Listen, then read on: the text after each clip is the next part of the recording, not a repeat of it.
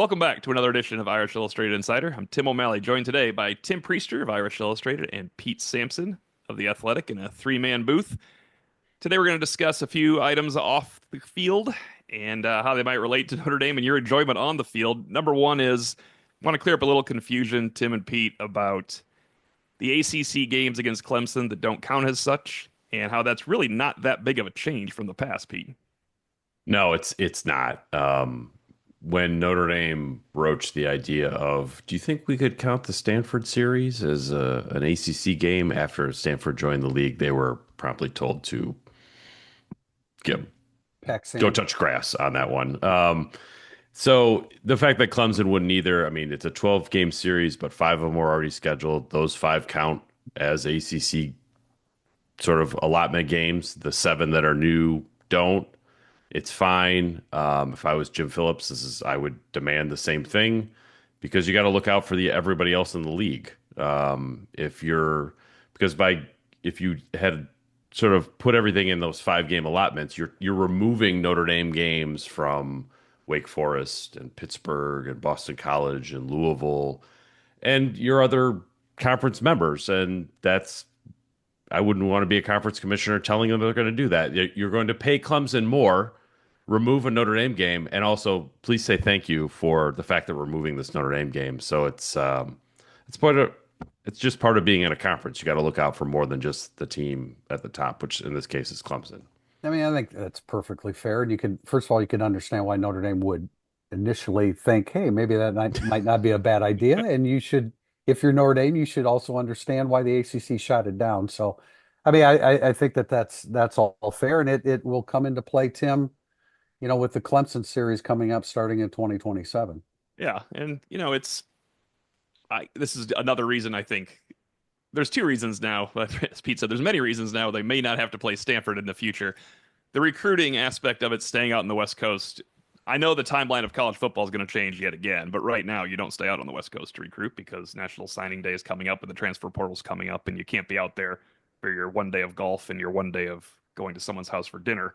So that's one reason you don't have to visit Stanford every other year. And another one is if you're going to have, you could be piling up some ACC games here. You could have seven ACC games because you have five plus Clemson and Stanford if it falls wrong in one of those years. That's not great. That's not ideal. But that brings us to another topic that I wasn't even going to bring up again today because Tim, John Bryce, and Drew and I talked about it Monday, but we didn't have Pete. Tim, you wrote about it in Thursday thoughts on the likely ending, and this is not official, that with that Clemson series, it's kind of a way to back up the situation that USC may want to. We keep saying cancel or end, but not play Notre Dame every year, which I think for most traditionalists is cancel or end. Yeah, You can play in 5 years, just because they don't sign the yeah. contract, things change. But Well, Irish Illustrated talked to a source, and didn't, and the source didn't say it's definitely going to happen, but it's definitely trending in that direction. That USC doesn't want to play Notre Dame every year, or every other year in South Bend because, and I wrote about it in today's Thursday Thoughts about their travel schedule. I don't know that their travel schedule is any more stringent than Notre Dame's, but Notre Dame's not in a conference. And so, the conference championship's important to anybody that's in a conference too. So the national championship being the ultimate, but if you're in a conference, you're looking at that. So, I mean, if it comes to an end or a halt or however you want to put it, it's on Southern Cal as far as we know. I guess if you were Southern Cal and I keep saying Southern Cal now, Ellen Wazalewski famously, USC goes by USC now, but Ellen Wazalewski from Notre Dame famously refers to them in all of their publications as Southern Cal, which is the traditional way of saying it. I don't know if that bothers USC people or it not. does, and I believe that's why he does it, actually. I understand It's that. 100%. That's Yeah, 100% why he does it, actually. I understand. I don't know where I was going with that point, other than the fact that Other than it's a funny anecdote, and you yeah, got it no, in it there. is. It is. And my Thursday thoughts, at a certain point when I reference Ellen Wazalewski, I then refer to them as Southern Cal the rest of the way. But it's my God. I mean, they've played 95 games. Every human being alive knows that it's Notre Dame at USC or USC at Notre Dame every year. unless there's a world war or a pandemic, and that's the only times that the series has been interrupted. And I mean, it's a shame. We've seen other series go by the wayside. USC Stanford was a long time played series that's gone. Oklahoma State. Some of them have been brought back, right? Did Yeah, Oregon State stop and then pick up again? I'm not sure about that, but they what are did, some? and so did the Apple Cup because the Apple Cup was played in early September last year, and it was Yeah, very strange. yeah, Yeah, yeah. No, it is, but at least they played it. yeah, It just oh yeah. it will not seem. I mean, my goodness, I've been to 19 games, 19 Notre Dame USC games on the West Coast, 21 here in this Notre Dame Stadium, a few more, as a kid growing up and stuff. It won't feel the same, but what about college football feels the same as it was, even a few years ago?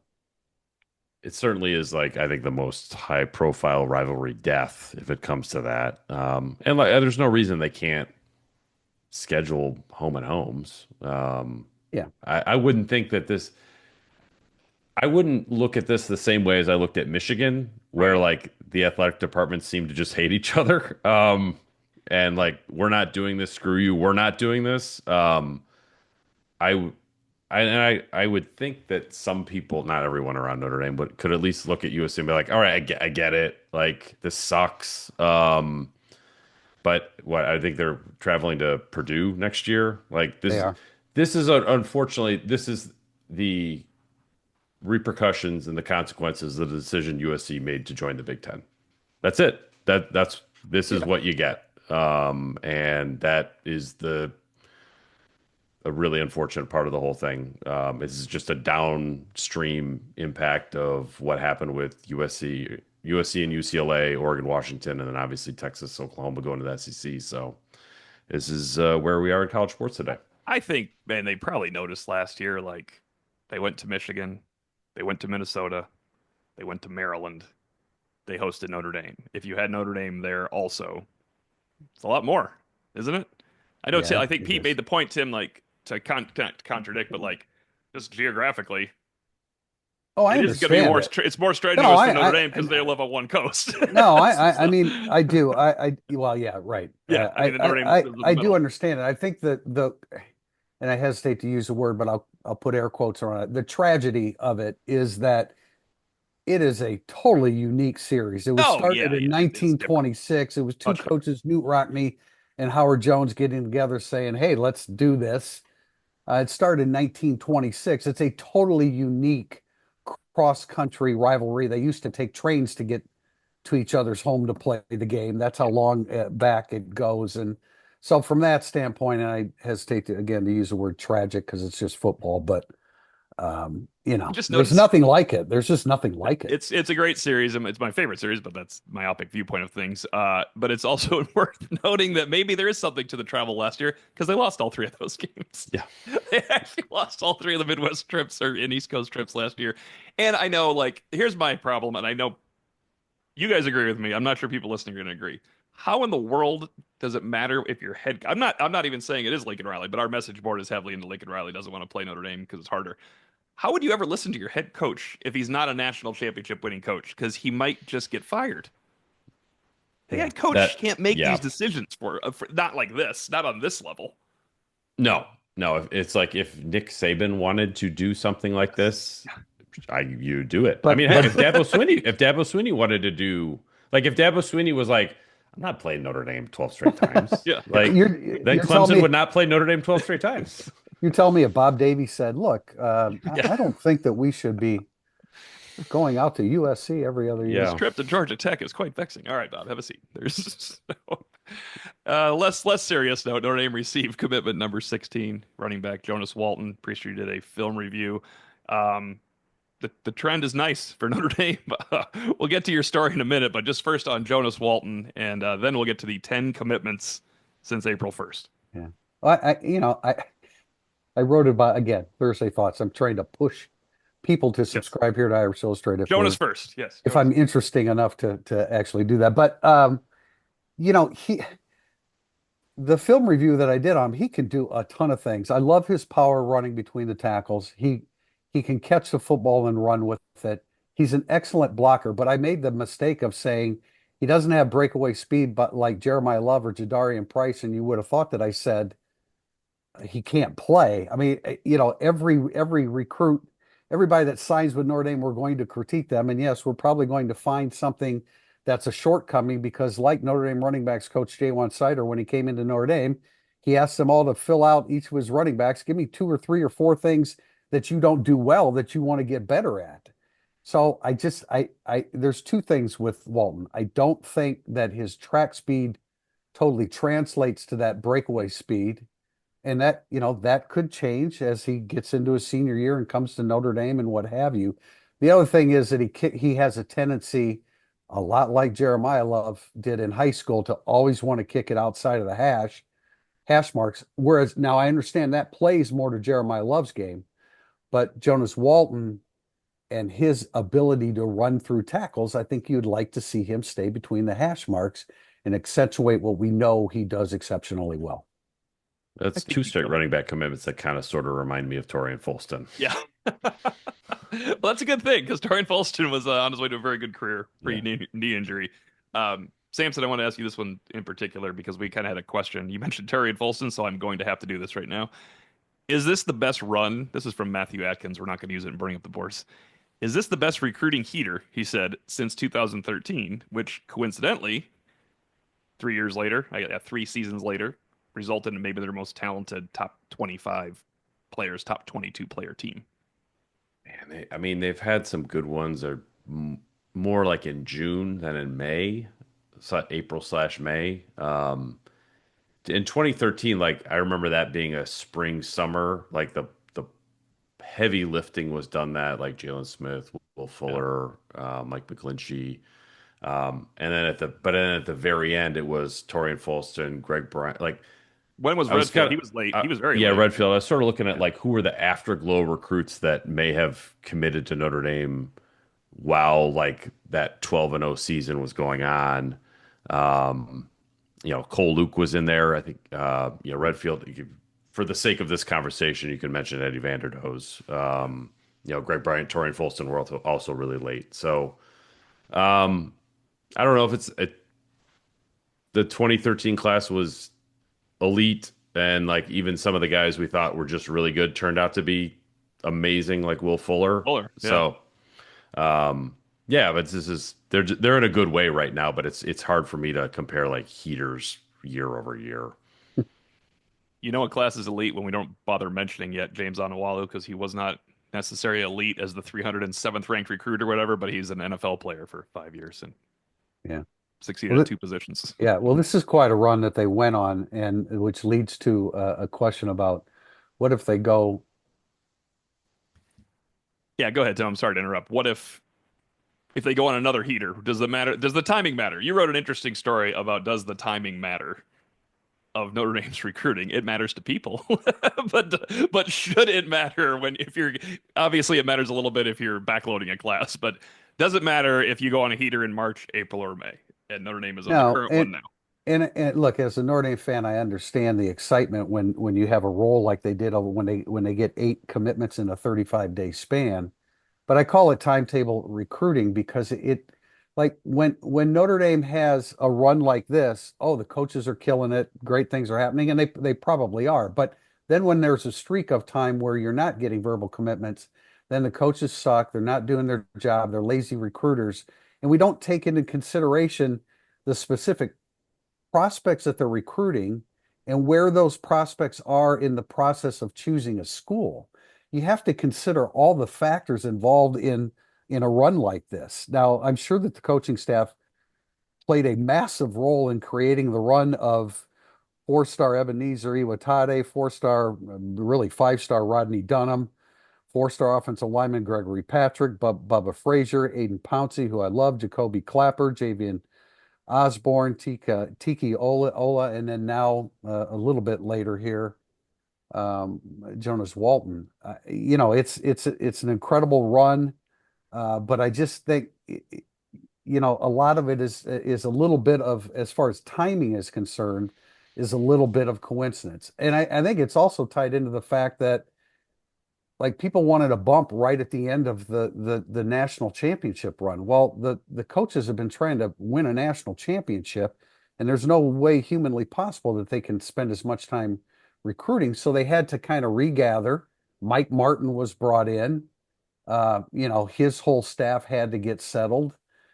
Jaywan Sider, a great recruiter who loves recruiting as much as he does coaching, needed to, stick his feet in the ground and get established a little bit. So, I mean, I think there was a lot of dismay in February and March as to what's going on. Why aren't they?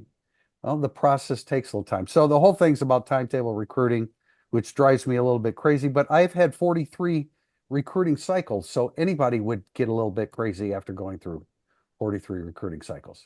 There are always parts in every cycle where it feels dry. And then inevitably it turns out that it's usually fine. But I mean, with timetables, there are some prospects that have their own timetable, good or bad. There's a tight end named Gavin Mueller from outside Chicago who Notre Dame liked, but they were like, we're not ready to take you. Well, his timetable was, I want to be committed in May. That was So at that, yesterday. It would have been yeah. yesterday. So he committed to Colorado, and Notre Dame's like, well, okay, go for it. That's the timetable. Like that mattered. I think that people at Notre Dame will still tell you that taking Deuce Knight was a net positive because it helped them with Dallas Golden and some other like high end prospects because it was like, okay, this is a guy I want to play with. I commit to Notre Dame now, and then I sort of get into they get their fingerprints on me, and then even though Deuce Knight leaves, I'm still here. That timetable mattered. Manti Te'o at the very end. Would it have been as cool if he committed in July? Probably not. No, because So we thought Faremo was cool for committing that day. yeah. We wouldn't have cared if it was July. So I mean, It's that's much like there are difference. bits and pieces, but like the timetable matters. Like I think on a couple individual bases, but like the class at large, Tim. Like you're right, it doesn't. There's a flow to it, and not every season has the flow, but like in the modern recruiting calendar, I think, the April, May, June, those are the months where a lot of guys come off the board, and then it will probably die down. And right before the season starts, a bunch of guys will come off the board, and then it will really die down, and then it will be, late November, early December again. Looking to upgrade your wardrobe? Founded by Notre Dame alum Go Wang, you've seen ESQ's custom clothing on the player walk and all of your favorite players and coaches. With more than a decade of making the best bespoke clothing available, ESQ will help you look and feel your best. From a perfect fitting suit or sport coat, shirt or bomber jacket, or that perfect tuxedo for wedding season, check out esqclothing.com and book an appointment to upgrade your wardrobe today. Mention Irish Illustrated and get 10% off your entire purchase. That's esqclothing.com. We'll be back with segment two, burning up the boards. Segment two of Irish Illustrated Insider is burning up the boards. We start with a question from Denver Maximus. It's probably safe to say that the season goes as far as the quarterback play goes. Who else can Notre Dame not lose to have a successful season? Or is the depth enough to absorb the losses should they occur?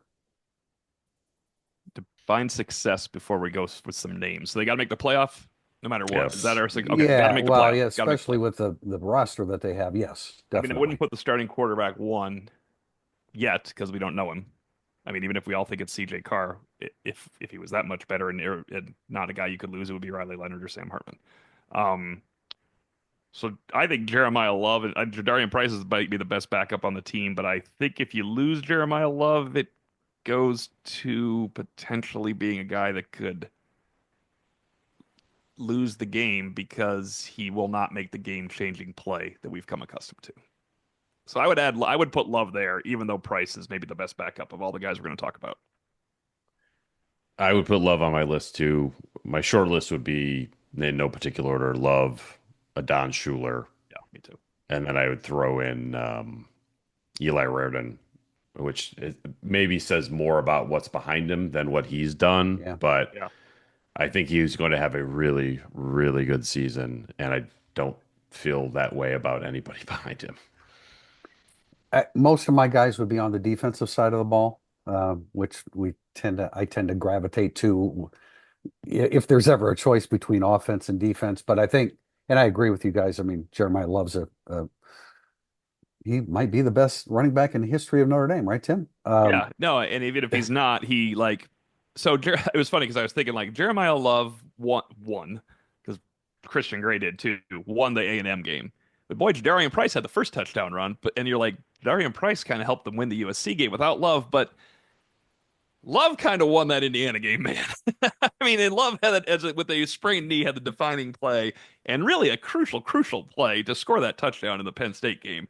He's just a guy that I think there's no, that value over replacement player in baseball, and it really Oh doesn't yeah, that's a exist good way most of of the time. putting He it. actually really is. It's just like it doesn't exist in football usually outside of the quarterback, but I feel like there's a game somewhere where Notre Dame should be winning by 3 touchdowns that they're winning by 3 points, like let's say at Arkansas, and Jeremiah Love goes 87, and then it's over because they just dominate the Yeah. fourth quarter. Whereas if he doesn't, it's a 3 point lead in the punt. Yeah, I think that's fair. I'm not going to keep saying now. I'm not going to keep bringing up that greatest running back ever because I can only imagine somebody like, Alan Pinkett or Autry Denson hearing that and saying, we carried the football 3 times as much as he did per game. Yeah, there's difference in But production but and no, I mean, ranges, but I want to throw, I would say Malachi Fields because they don't have a clear standout W receiver. You could put Greathouse there, but that's probably not his best position. Cam Williams isn't ready, et cetera, et cetera. So I would mention Malachi Fields, but I gravitate towards the defensive side of the ball where guys like, Boubacar Traore, they need him back from from the injury last year because he is their best pass rusher, best pure pass rusher by far among the defensive ends. You get some pressure off the edge from the linebackers. So I would say Traore. Bryce Young looks like he's about to become a great football player too. Leonard Moore is a freshman All-American and has a tremendous future in front of him. Those would be the first three guys that would come to mind for me defensively because you've got to get a pass rush from your defensive ends if you're going to be great, and Traore has a chance to be that. I wrote 4 names. You guys got 3 of them. Love was 1, Schuler was 2, Raridan was 4, Schuler, yeah, and honestly, I think Charles Jagusah's 1. I have him written down as well. Yeah, Because I just think he could be the you have best in the depth there. country at his Yeah, position, and that's different than, oh, we have Sullivan. I'm sure he can go play there. Yeah, he can, and they'll do well. I'm sure. Not the same thing.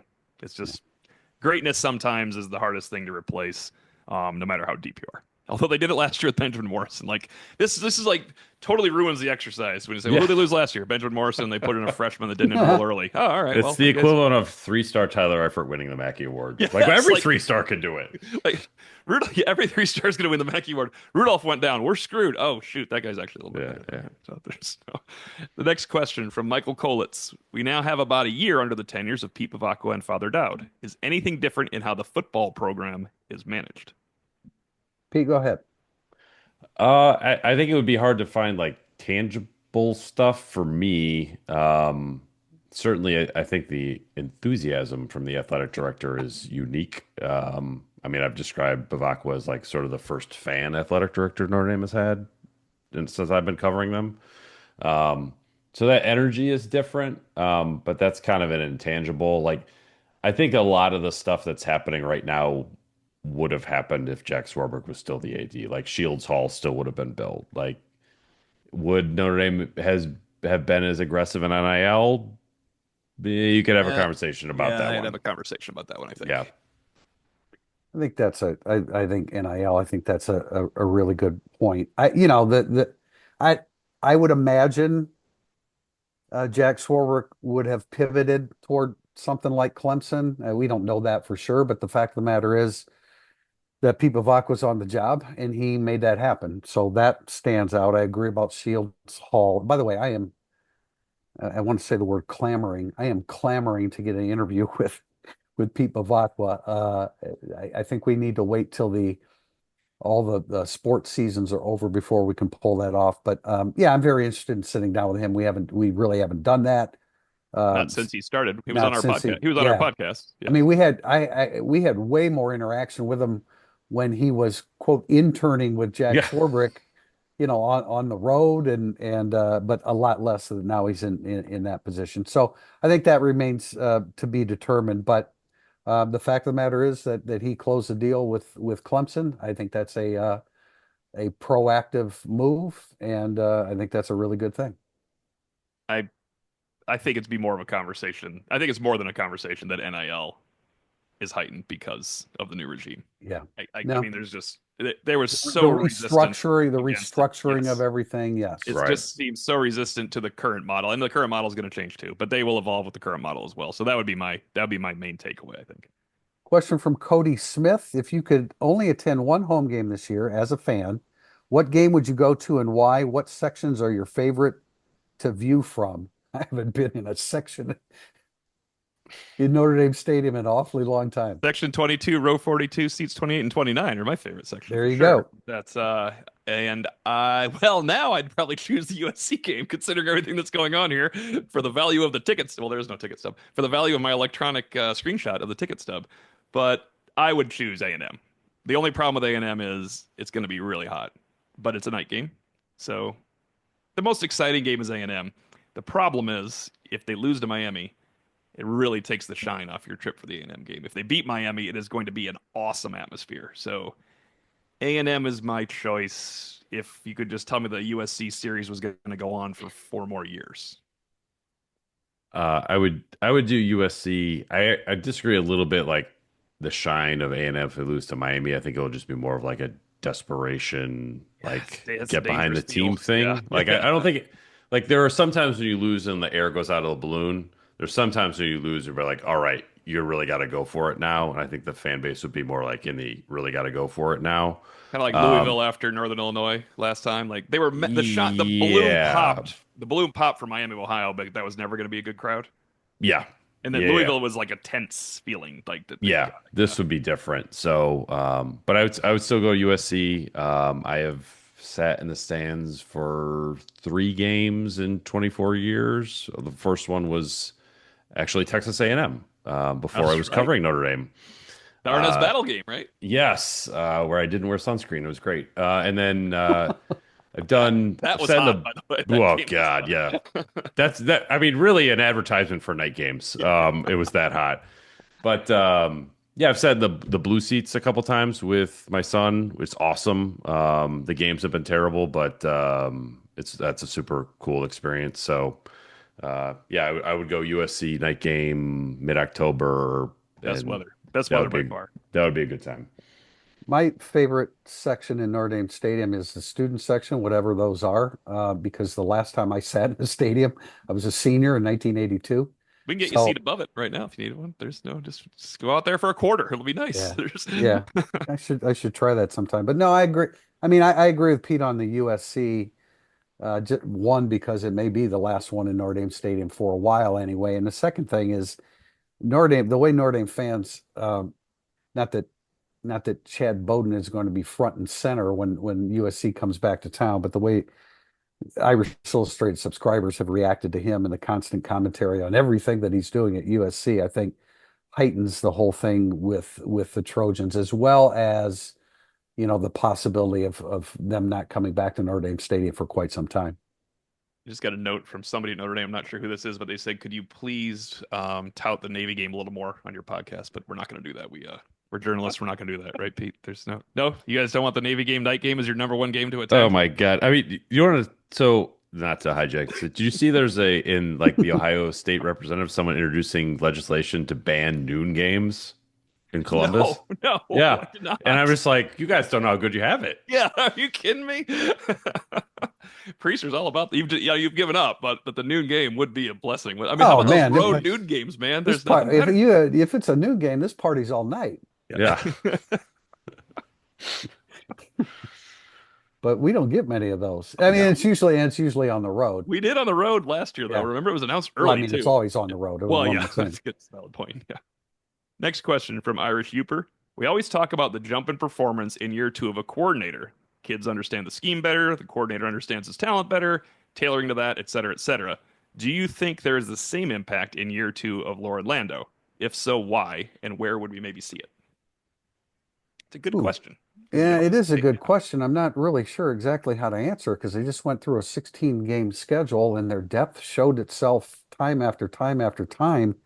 It's going to be difficult for Orlando to improve upon that first rodeo at Notre Dame, but I don't know. I mean, I imagine over time, guys that were freshmen and sophomores last year, over time, I'm sure Lauren Lando has a way to improve speed over time. Certainly, strength comes with additional workouts in the weight room or what have you. Pete, you jump in. I'd say it has more to do with the players being here for a second year opposed to Landau being here for a Yeah. second year. And maybe that's a little different than Bayless. I was talking to a former player a couple days ago who just swore by Bayless, a skill position player, and said that just like, look, I can't overstate how much Bayless helped me with my mental toughness. And I think that's maybe something year two as a player you would gain with the strength coach. Lando's differently or different. But maybe just like sort of a proof of concept thing where the players are like, okay, look, you played everybody over 16 games. You always got to be ready. Maybe that helps you work a little bit harder or work a little bit differently in the summer. I'm not really sure. It's tough because like the unique approach for spring and off season really doesn't have anything to do with being his second year, other than he had time to plan it. It's because of the playoff. Like Lower Lando wasn't instituting that if they played the Sun Bowl. He wasn't going to have Yeah. the everybody on the different schedules. Maybe that is the way to do it going forward. So maybe he'll learn from that, from it was his real first off season. Maybe he knows that like, hey, do we really need to go old school and have, if they only have a 1 game playoff, a 2 game playoff run, do we need to go old school and make sure Jaden Greathouse is out there as much as they used to be in the past? Probably not. I think they all learn from year two, but I kind of agree with you guys. It's might be bigger with a coordinator. Like Al Golden flat out said, there was no reason for me to put in everything I put in 2022 because we weren't playing against any of those offenses. He put in like what he believed in. Well, you don't encounter it in college. So part of it is studying what you're going to need and putting that in. I don't think that happens with strength and conditioning, probably. From the Right Stuff X, who has the more impactful season, Jaden Osbury or Jalen Sneed? Can no longer ask for Jaden Mickey or Jaden Thomas in this question. I I think go ahead, Pete. I think it's need, but I don't really like.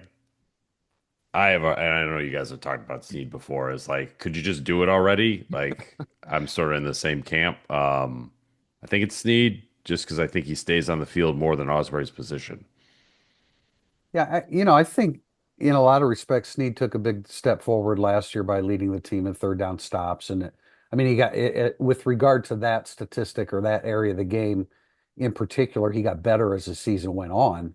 And like, that was something in my pregame stuff. I look at notes and he kept maintaining his lead for third down stops. He was consistently getting them from week to week. But maybe Tim, I think, maybe part of this is just kind of hoping that Snead is at his best because I think What's if his he last is, shot? yeah, So well, you really yeah. want him to be. Well, he Yeah. does have 2 years of eligibility, but I mean, it's kind of assumed Yeah. that he's gone after this year. I do think I do think it's Snead, and with what Pete said, I think he's going to get more opportunities than Osbury will. But tremendous respect for Jaden Osbury. He was what was he like fifth on the team in tackles last year, or fifth or sixth? Yeah. And here's a guy that when you look at the snaps, I guess they kind of evened out. Max Bullitt did a really great job of balancing out snaps last year. What then? Impossible, I mean, kind actually, of how well he did. incredible Yeah. over Yeah. 16 games. I think they're both going to be effective, but I think that Snead has that little something extra having made a significant step forward on third downs. He thrives on those third downs and will go into 2025 confident that he's got to make those plays. All right. I'm Yeah, going to cheat. I was going to Go ahead. say for the records, Osbury played 5 more snaps than Jalen Snead, Incredible. 438 to 433, which is wild. I'm going to cheat, and Jaden Osbury will have a better Notre Dame career, and Jalen Snead will have a more impactful I think 2025 that season. I think that's a fair I think statement. Snead Osbury's a better player once he is in his comfort zone where Jalen Snead got to last year, but not soon enough for you and I. But not soon enough for everybody else. Like there's maybe no timetable recruiting, Tim, but there is timetable career ascent because the better you get Yeah, earlier, it's better for the team you're yeah, playing for. yeah. We have a question from M. Garci. Over the last couple of years, who are 1 or 2 recruits that Notre Dame was in the thick of it with, but ultimately missed out on that you think could have made a key difference for the 2025 season? It's a great question. This.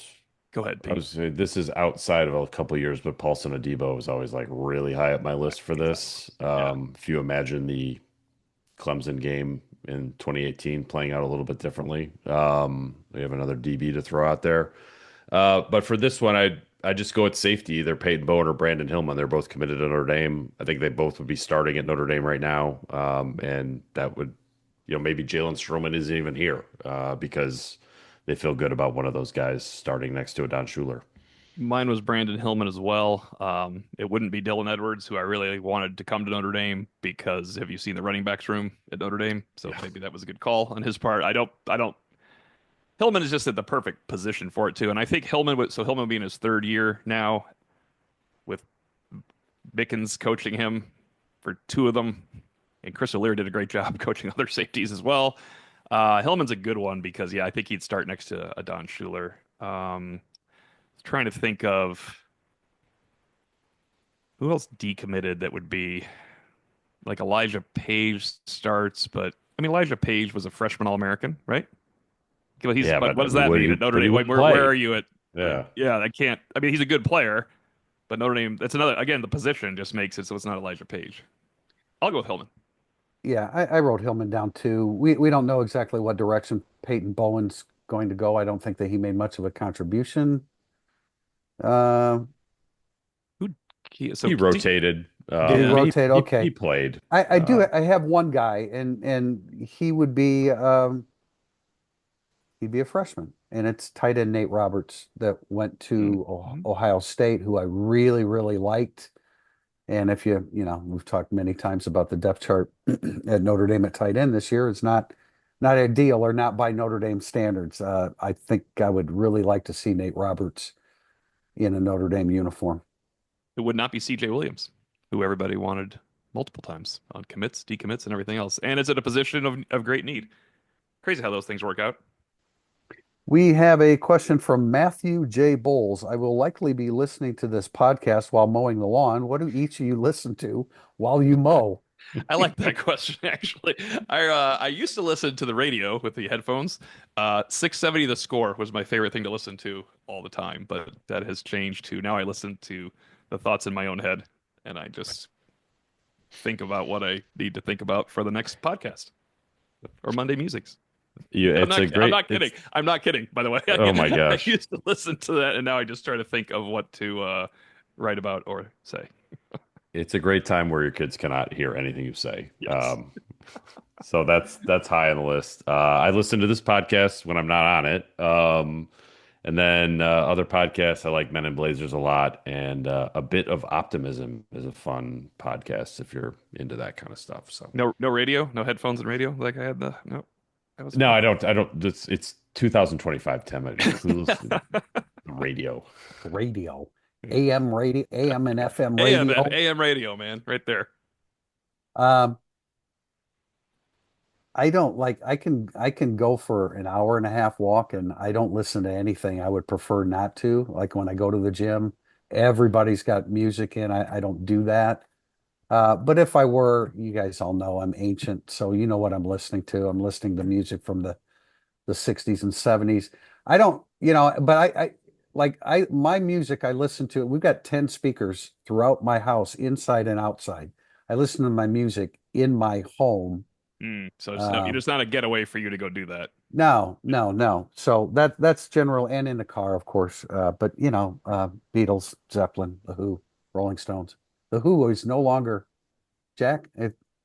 They're on their final tour, believe it or not. The Who. You got to unmute Jack. We're gonna have him comment on this one. He looks like he wants to comment, but there's our next question. And I love this one. I saved it for Pete because it was going to be on a previous podcast. Golden Domer 25.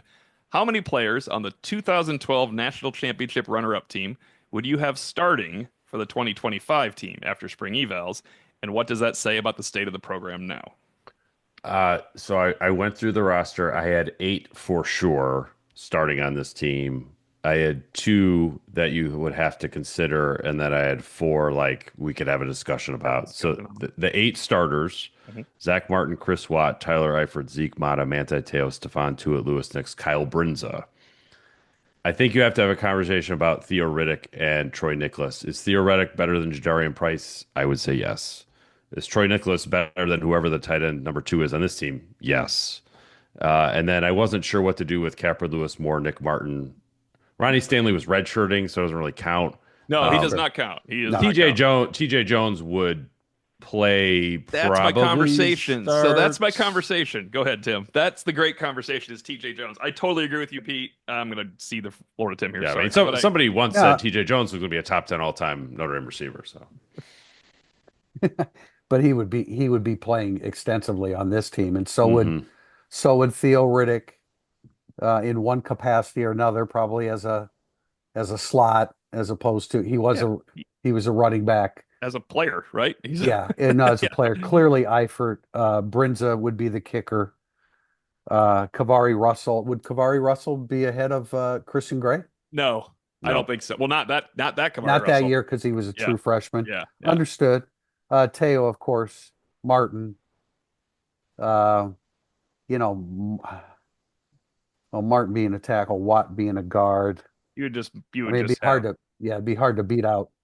I mean, Schroff and Jagas have a chance to be pretty outstanding I guards think for Chris them. Watt would beat out Schroth to the point where Jagasa just becomes a tackle to go along with it. And now you have to figure out who's Okay. going to win that. You know, Yeah. it's Yeah, I think Yeah. like those other guards are more physically talented than Watt, but like Watt was so technically good that I mean, what was he, a second or third round pick? Like yeah. He will. that's Yeah. pretty good. Third, Yeah. I want to He's say a third round but pick. It's Yeah. Jagasa is going to be higher than that, but Yeah. third round pick. That's He's a nice starting. Schroth to aim for. Yeah, I have him. I have Chris Watt starting. you know, You just find a way to get him to start. Mata was so good that year. Lou Nix, And you such could a do barrier. Mata or Slaughter really if you wanted. You Yeah. know, because That's right, Slaughter got hurt early. Got hurt. Yeah. Yeah. But like It's a one gr- of those two guys would start with a Don Schuler. it's a great question because it speaks to the greatness of that 2012 team. I don't know. Yeah, the top level, the top 22 were really good. Yeah. Well, yeah, right, exactly. They didn't have the depth because they haven't had depth like this in 30 years. But I would have TJ Jones in the slot with Jaden Greathouse at X and Malachi Fields at W. You can't.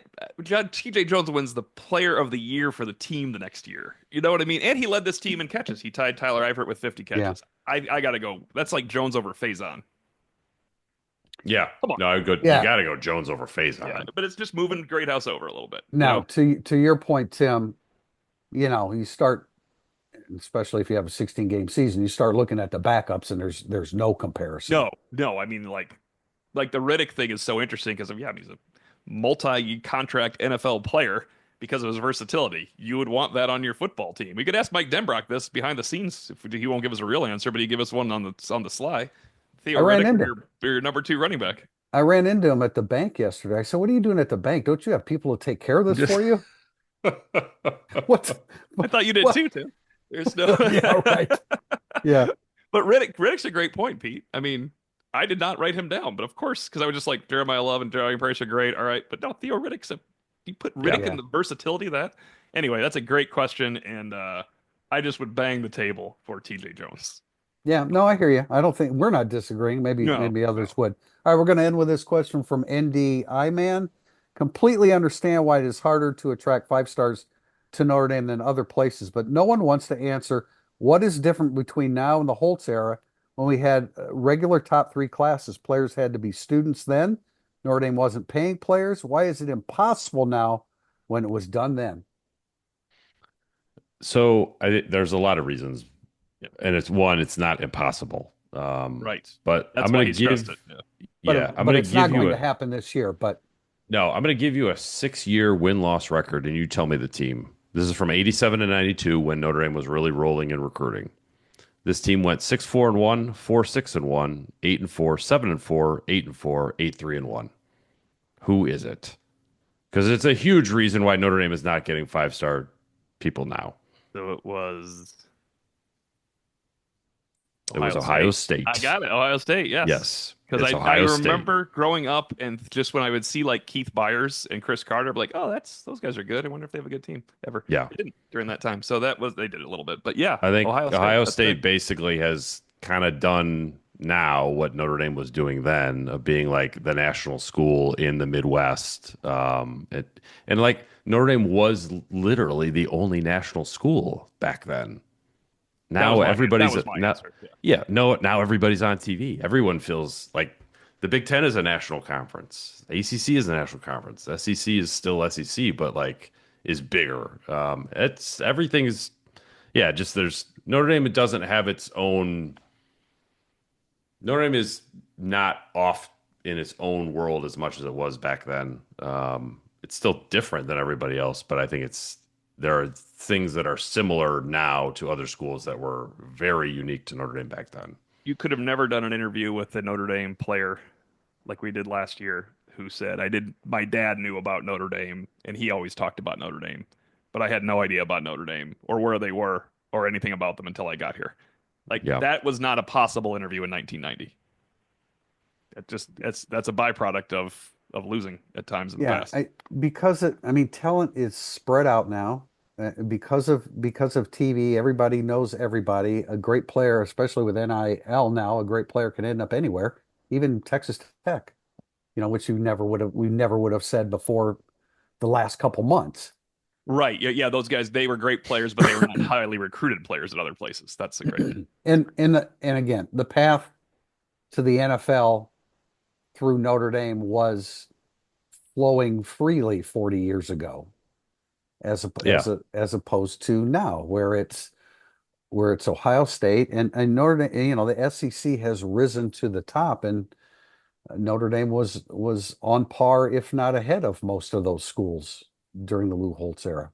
Last 7 years, first round picks, Notre Dame has produced five.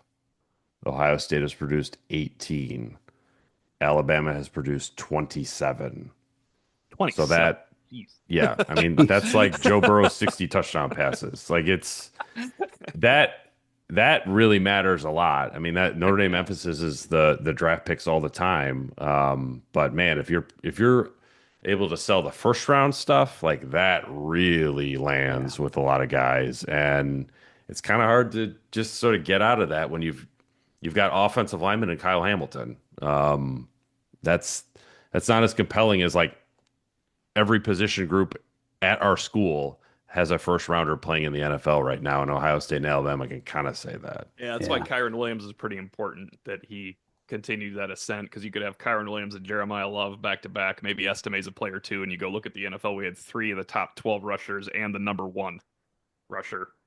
That is not something Notre Dame could have done with their good backs like Darius Walker and Autry Denson and everybody we're talking about when you look at the NFL, Kyle Hamilton's just going to resonate more than Xavier Watts, and Xavier Watts had a better college career than Kyle Hamilton, Yeah, I was going to say nothing resonates like first round draft choices. and It, especially it just cool ones. Like Kyle Hamilton's pretty cool too. Like and I that's a guy that it's a and I unique and I guy. do think that getting too caught up in top three, top five, Notre Dame needs to recruit well, consistently finish in the top 10, and then continue to do the great job that they have done in finding the right guys that fit and can help you through the transfer portal. It's like we had a question on our board yesterday about, are you guys ready to admit that, you said that Notre Dame was going to start admitting multiple year transfers, and they only got one. Well, we're going to use this little tiny space as the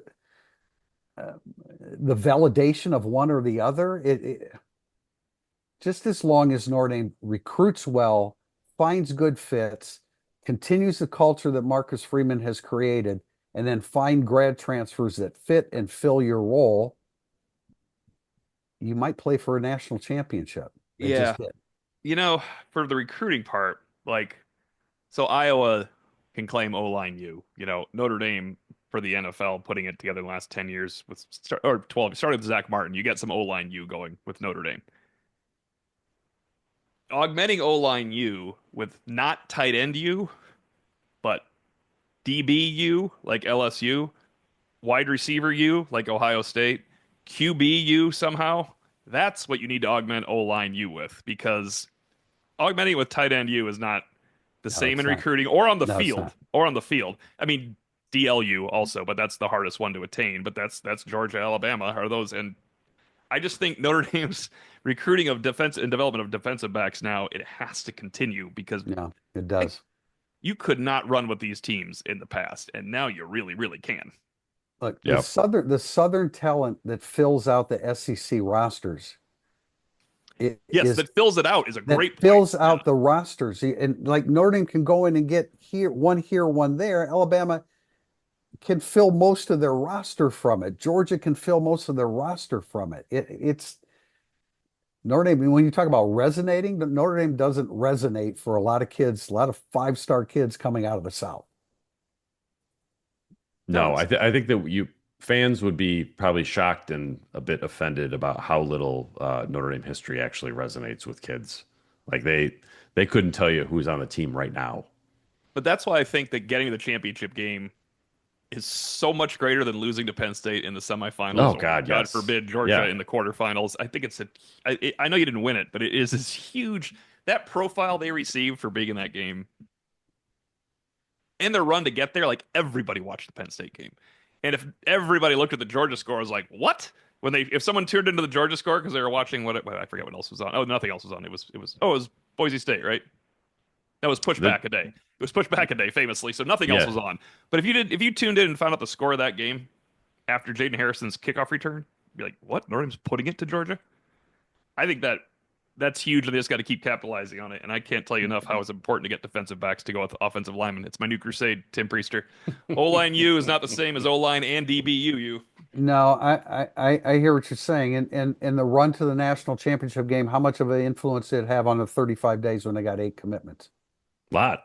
I mean, this is Exactly. it's similar to. I think I talked to somebody on staff about this. Just like Notre Dame is getting kids to also make football decisions again, Hmm. and that before they were selling the idea that they're going to be competing for national championships.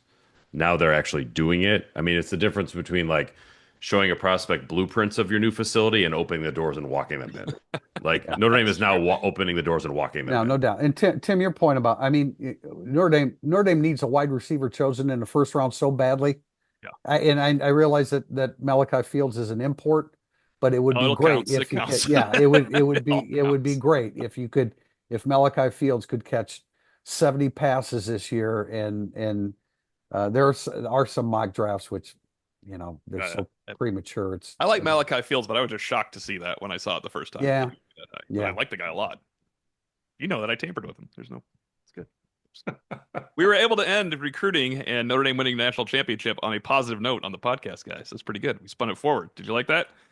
We'll be Very back to good. talk about recruiting and national championships again on Monday, May 19th. Until then, for Tim Priester of Irish Illustrated and Pete Sampson of The Athletic, I'm Tim O'Malley. Thank you for watching and listening.